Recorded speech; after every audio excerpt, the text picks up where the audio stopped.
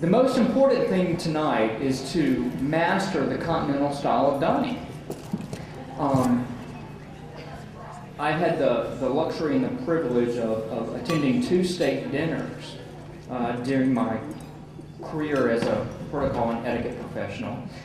And it was enjoyable to see that everyone at the White House dined continental style.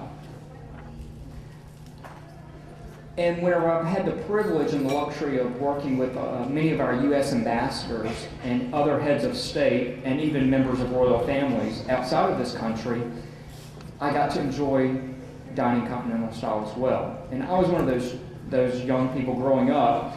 I always thought I was a little different because I was raised dining that way, and now I realize it was a blessing and not a curse. Only in America do we dine American style. And it kind of goes back to the day of, I'm going to show my age a little bit, or my education. The Vanderbilt 500.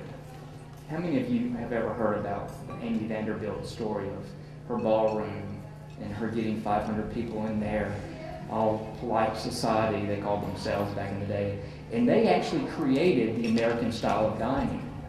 It gave them an opportunity to what's also called zigzag dining, where they got the opportunity to flash their jewels.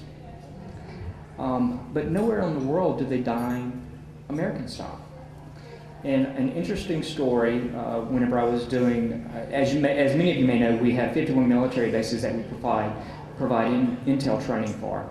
And I was on one of my military bases about 6 years ago, and a story came across that a group of U.S. Americans were in the Middle East, and they were pinpointed because of their dining habits, and they were executed at a cafe outside of Baghdad, which was very sad. And if you think about how important table is, almost every memorable event in our lives revolves around food. From a birthday party, to an anniversary party, to a graduation banquet, to a funeral. Gotta have some fried chicken at a funeral, you know? It all revolves around food.